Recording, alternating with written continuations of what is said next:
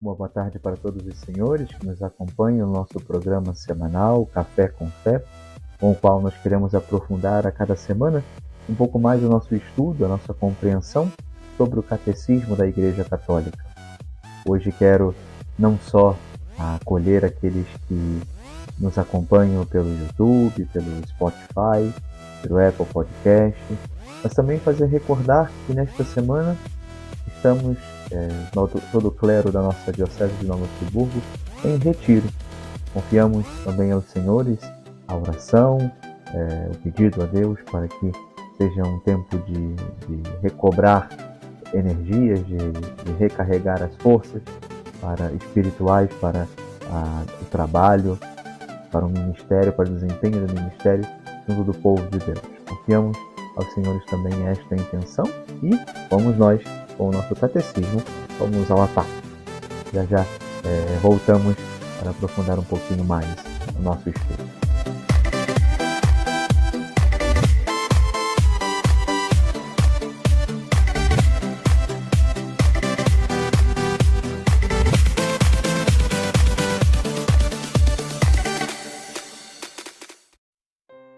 Hoje nos cabe falar do capítulo 2 desta primeira parte do Catecismo da Igreja Católica.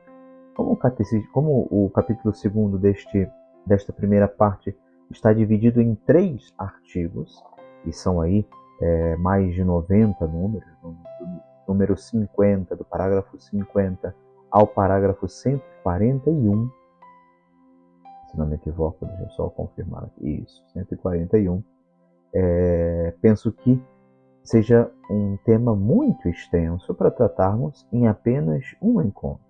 Vamos então, portanto, dividir durante as próximas 3 semanas, nesta e próximas 2, o estudo deste segundo capítulo. Um artigo a cada semana. Este segundo capítulo trata precisamente, como se semana passada havíamos conversado e visto no Catecismo, como Deus se demonstra, como Deus se deixa encontrar também através da sua criação, através deste buscar sincero do homem com a sua razão, encontrando na criação, nas coisas criadas, uma certa impressão digital da presença de Deus.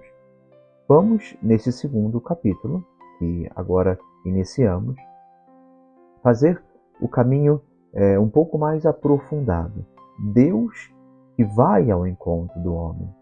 Nesse sentido, já o número 50, que é como que um prólogo deste segundo capítulo, porque está antes dos artigos propriamente ditos, nós vamos vendo, já nesse número 50, uma definição, uma abordagem, um resumo que ao longo desses 3 artigos há de ser apresentado de modo mais amplo à nossa consideração.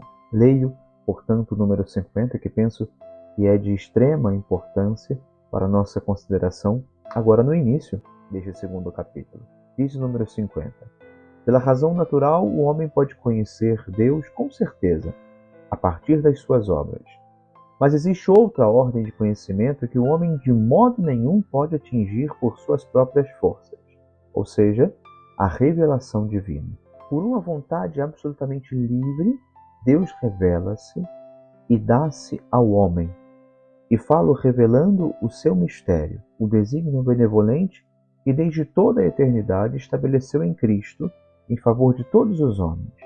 Revela plenamente o seu desígnio, enviando o seu Filho bem-amado, nosso Senhor Jesus Cristo, e o Espírito Santo.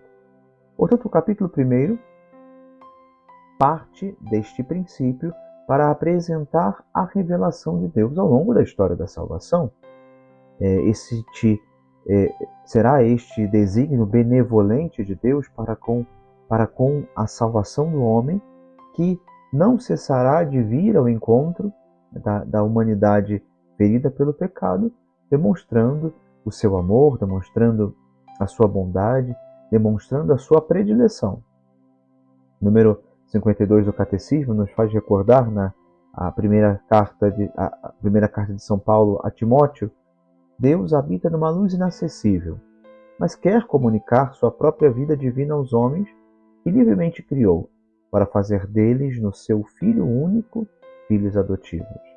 Revelando-se a si mesmo, Deus quer tornar os homens capazes de lhe responderem, de o conhecerem e de o amarem, muito para além de tudo que seriam capazes por si próprios.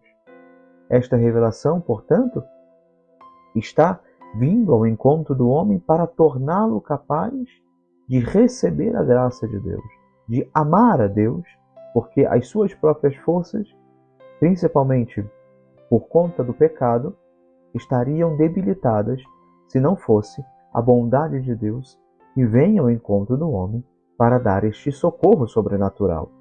Deus comunica-se gradualmente ao homem ao longo da história da salvação e o prepara por etapas para receber a revelação sobrenatural que faz de si próprio e que, de certa forma, há de se apresentar plenamente, culminando na pessoa e na missão de Jesus Cristo, que é o Verbo encarnado, que nos vem anunciar a verdade de Deus.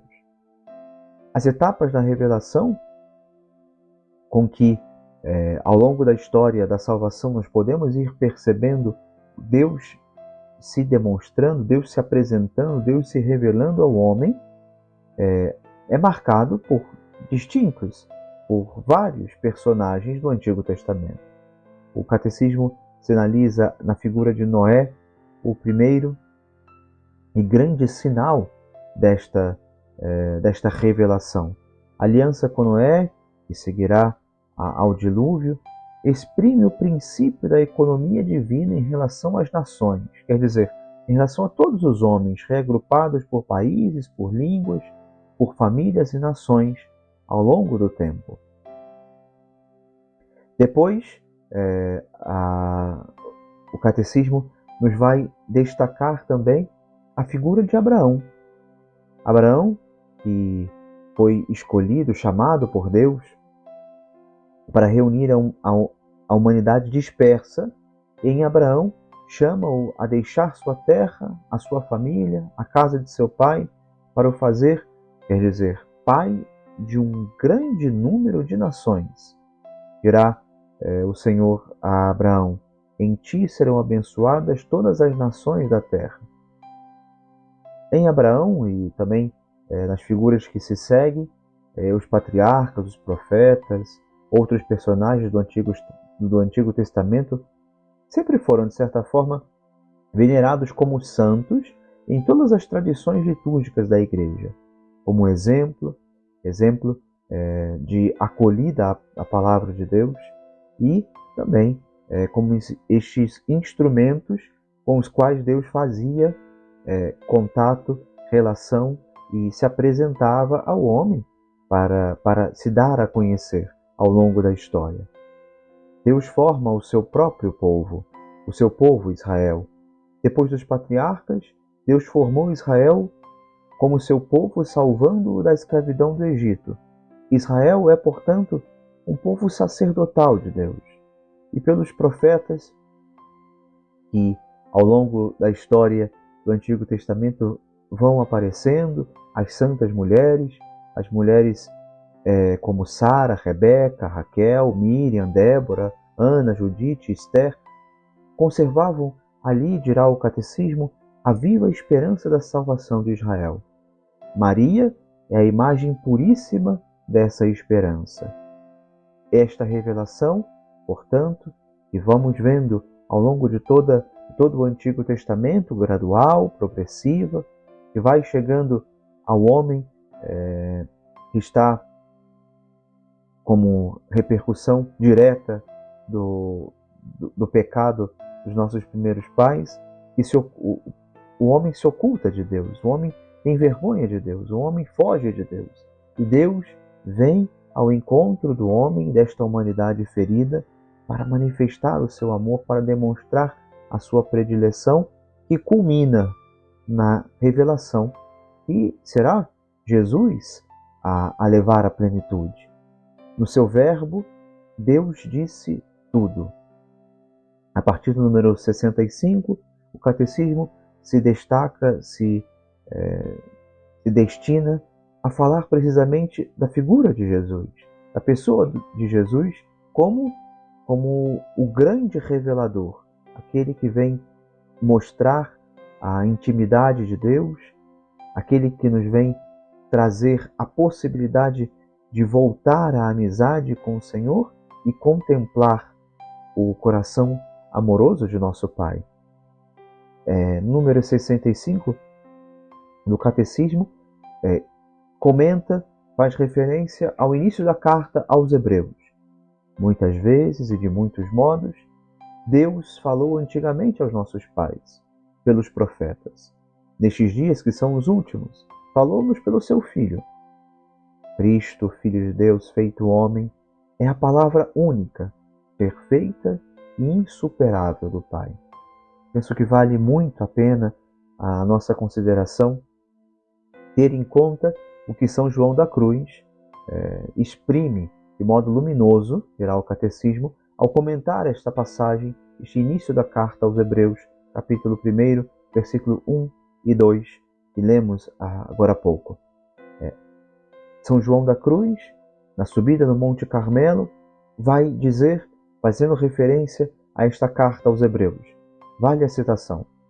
Ao dar-nos como nos deu o seu Filho, que é a sua palavra, e não tem outra, Deus disse-nos tudo ao mesmo tempo e de uma só vez nesta palavra única, e já nada mais tem para dizer.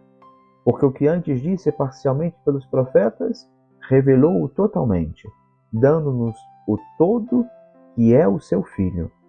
E por isso, quem agora quisesse consultar a Deus ou pedir-lhe alguma visão ou revelação, não só cometeria um disparate, mas faria agravo a Deus por não pôr os olhos totalmente em Cristo e buscar fora dele outra realidade ou novidade.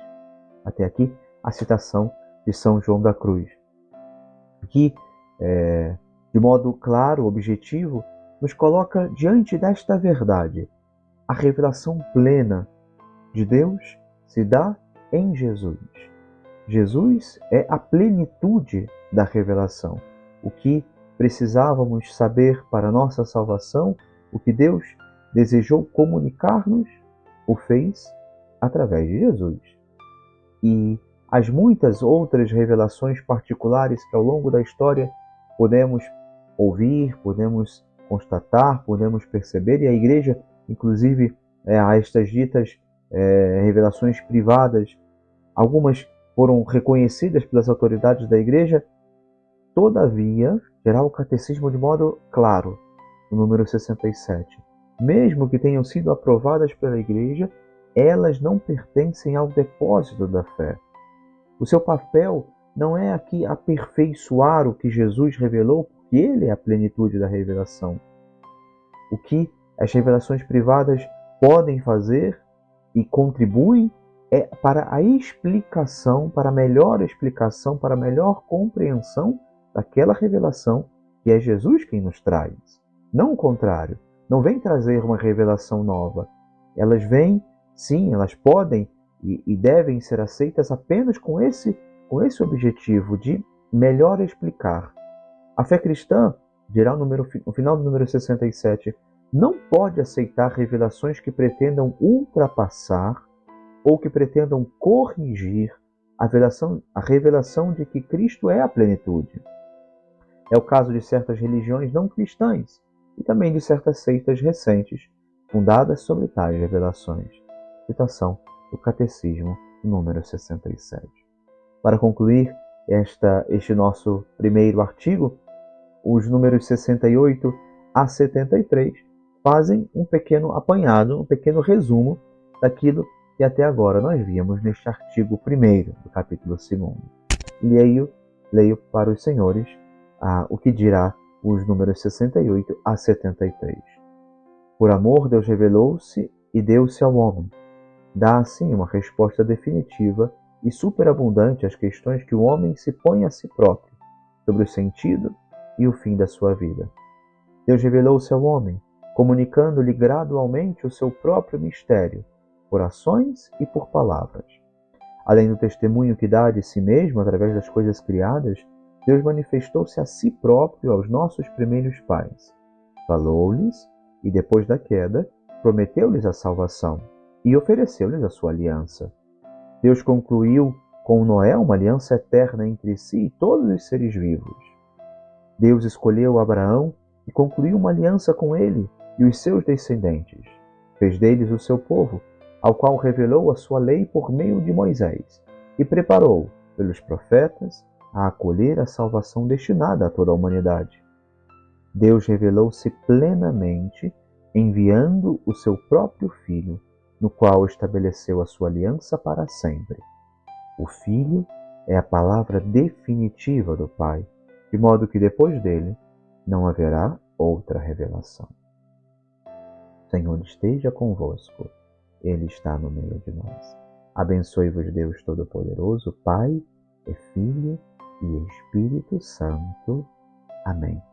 Muito obrigado por nos acompanhar até aqui. Não esqueça, por favor, de rezar por nós, sacerdotes, que junto ao nosso bispo nos reunimos nessa semana para o nosso retiro. Nos encontramos na próxima semana com o nosso Café com Fé. Deus vos abençoe e guarde a todos.